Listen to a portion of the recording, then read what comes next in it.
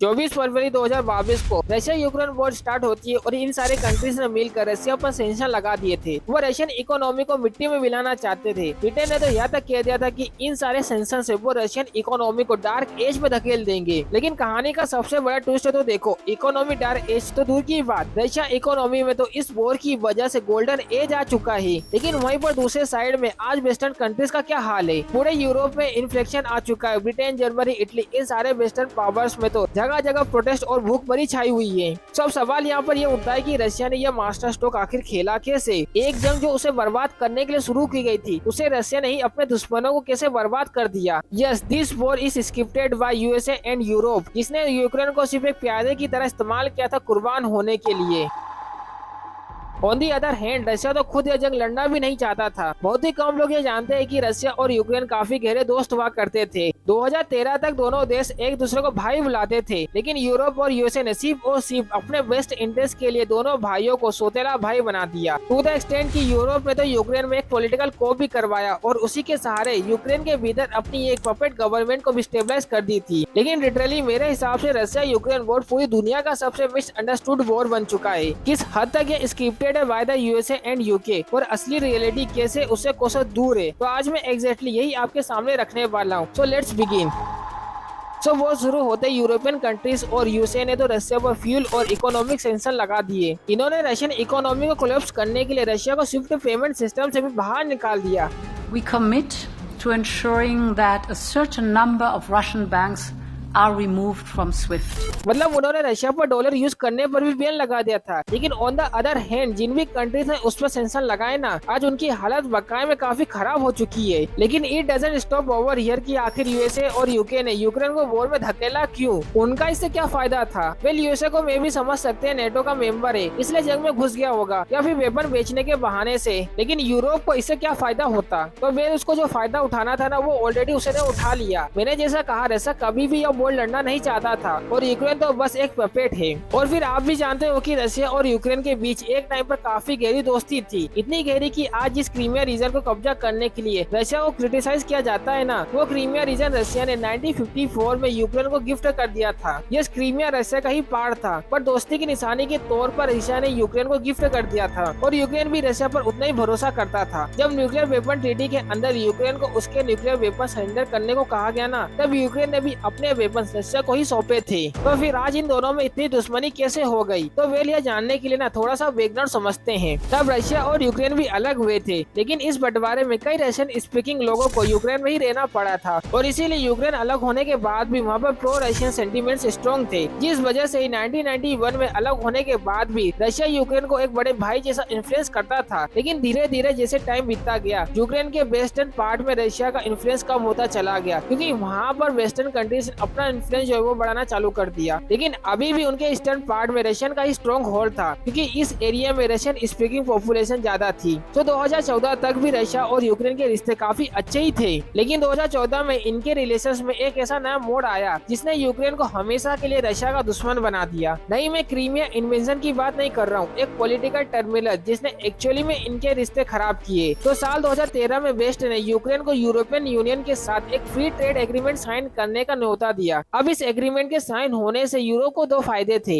एक, यूरोप को zero tariff यानी कि इंपोर्ट टैक्सेस में उनके इंडस्ट्रीज के लिए एक मेजर रॉ मटेरियल सप्लाई उन्हें मिल जाता, जो कि यूक्रेन है। और दूसरा, उन्हें एक नया मार्केट का डायरेक्ट एक्सेस मिल जाता। बट उस समय के यूक्रेन प्रेसिडेंट विक्टर यानुकोविच की वजह से ऐसा नहीं हो पाया। विक्टर ने यूरोपियन यूनियन के ऑफर को रिजेक्ट तो किया, पर इसका एकदम उल्टा करते हुए उन्होंने रशिया के यूरेशियन इकोनॉमिक यूनियन को ज्वाइन कर लिया। Basically Eurasian economic union USSR टूटने के बाद जो भी रशिया से निकले कंट्रीज है, उनका एक ट्रेड ग्रुप है। तो यूक्रेन ने जैसे इस ग्रुप को ज्वाइन किया, यूएसए और यूरोपियन कंट्रीज को बुरा लग गया। उन्होंने ठान लिया कि वो यूक्रेन को अपने झांसे में मैनिपुलेट करके रहेंगे। सबसे पहले इन वेस्टर्न कंट्रीज ने वेस्टर्न यूक्रेन में रहने वाले लोगों के थ्रू पूरे यूक्रेन में प्रोटेस्ट करवाए, क्योंकि वो ऑलरेडी काफी वेस्टर्न इन्फ्लुएंस हो चुके थे। जिसके बाद मेजर फ्रेंच न्यूज आउटलेट्स ने इस प्रोटेस्ट को यूएस बेस्ड बताया। यूएस और यूके बेस्ड इन प्रोटेस्ट ने इतना वायलेंट रूप ले लिया कि इसमें 100 से भी ज्यादा सिविलियंस मारे गए थे। इसे देखकर तब के यूक्रेनियन प्रेसिडेंट विक्टर को मजबूरन हार माननी पड़ी और उनको प्रोटेस्ट लीड कर रही अपोजिशन पार्टी यूरोपियन सोलिडरिटी के हेड पेट्रो पोरोशेंको के हाथ रूलिंग गवर्नमेंट को सरेंडर करना पड़ा। यानी दुनिया में खुद को डेमोक्रेसी के फ्लैग बेयर्स बताने वाले वेस्ट ने एक डेमोक्रेटिकली इलेक्टेड गवर्नमेंट का सीधा सीधा कू करवा दिया। अपने इलीगल फंडिंग के जरिए उनके प्रेसिडेंट बनते ही सबसे पहले उन्होंने अपने आका यूरोप से क्या वादा पूरा किया। बेसिकली उन्होंने Ukraine European union association agreement यानी कि फ्री ट्रेड एग्रीमेंट साइन कर लिया। एज अ रिजल्ट अब यूक्रेन को यूरोप से जो भी चाहिए था वो सब मिलना चालू हो गया, जैसे आयरन, स्टील, माइनिंग प्रोडक्ट्स, यह सब कुछ एकदम कम भाव में मिलने लग गया। ये आप इससे समझ सकते हो कि यहाँ पर 2014 के पहले रशिया यूक्रेन का सबसे बड़ा ट्रेडिंग पार्टनर हुआ करता था ना, बट इसके बाद यूरोप यूक्रेन का सबसे बड़ा ट्रेडिंग पार्टनर बन गया। बट न्यूली पावर में आए यूक्रेन प्रेसिडेंट पेट्रो ने यूरोप को खुश करने के चक्कर में अपने नेबर और पुराने दोस्त रशिया से ही दुश्मनी लेना चालू कर दी।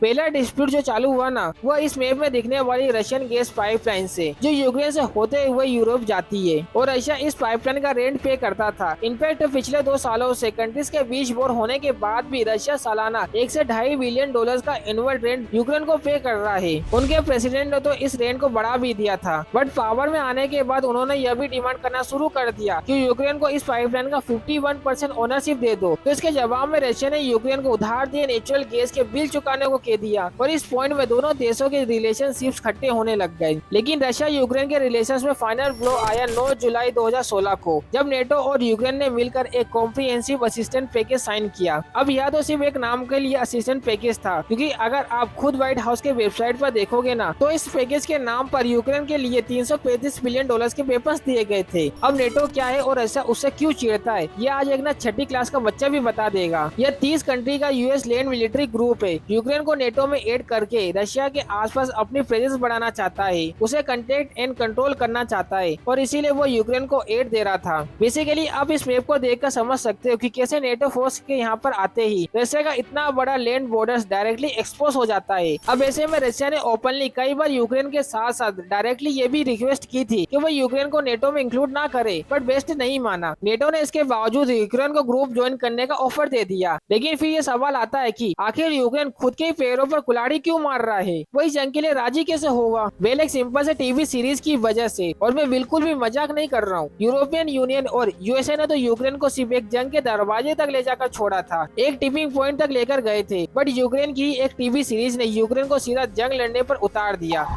दरअसल बात कुछ ऐसी है ना, साल 2015 में यूक्रेन में एक टीवी सीरीज रिलीज हुई थी जिसका नाम था सर्वेंट ऑफ द पीपल। इस टीवी सीरीज की स्टोरी लाइन बेसिकली एक आइडियली प्रेसिडेंट कैसा होना चाहिए उस पर बेस्ड थी। अब ये सीरीज इतनी फेमस हो गई कि अगले ही साल 2016 में इस सीरीज के comedian actors same servant of the people नाम से एक पार्टी स्टार्ट करते हैं और प्रेसिडेंशियल इलेक्शन लड़ते हैं और वो जीत भी जाते हैं। और जानते हैं वो कॉमेडियन एक्टर कौन है? Vladimir Zelensky. अब जेलेंस्की भी प्रोवेस्ट ही थे शुरुआत में, उन्होंने तो पावर में आते ही डायरेक्टली नेटो ज्वाइन करने की बात कर दी, जबकि यूक्रेन तो नेटो के आर्टिकल 5 के हिसाब से एलिजिबल भी नहीं था, बट वेस्ट के झांसे में आकर उन्होंने अपने देश को वॉर में धकेल दिया। अब गाइस यहाँ पर रशिया से ना हमें एक बहुत ही इम्पोर्टेंट सीख मिलती है, हम इंडियंस को भी और हमारे देश इंडिया को भी। और सिर्फ यही इम्पोर्टेंट मैसेज मैं इस टॉपिक के जरिए आप तक पहुँचाना चाहता हूँ। अल्टीमेटली ये सब दुनिया भर के चर्चे तो चलते रहेंगे, लेकिन अंत में पर्सनल लेवल पर हमें से कुछ प्रैक्टिकल सीख मिलनी चाहिए, कुछ ऐसे आइडियाज जो हमारे लाइफ और हमारे देश को अपरेंटली लिफ्ट कर सकते हैं। रशिया ने यहाँ पर बिल्कुल सिंपल सा दाव खेला, उसने अपने उन काबिलियतों और विशेषताओं को परखा जो उसमें यूनिक और एक्सक्लूसिव थी, और क्योंकि रशिया की यह यूनिक काबिलियत दुनिया भर में रेयर थी और इसकी वैल्यू ऑटोमेटिकली प्रीमियम हो गई, और फिर रशिया ने उन्हें एक्सपोर्ट करके दूसरे देशों में अपनी मोनोपोली बनाना शुरू कर दी, यानी कि अपने पर उनकी डिपेंडेंसी जो है ना वो क्रिएट करवा दी, और फिर दूसरे देशों को मजबूर कर दिया उनके सामने सो कॉल्ड सैंक्शन लगाने के बाद भी झुकना ही पड़ा।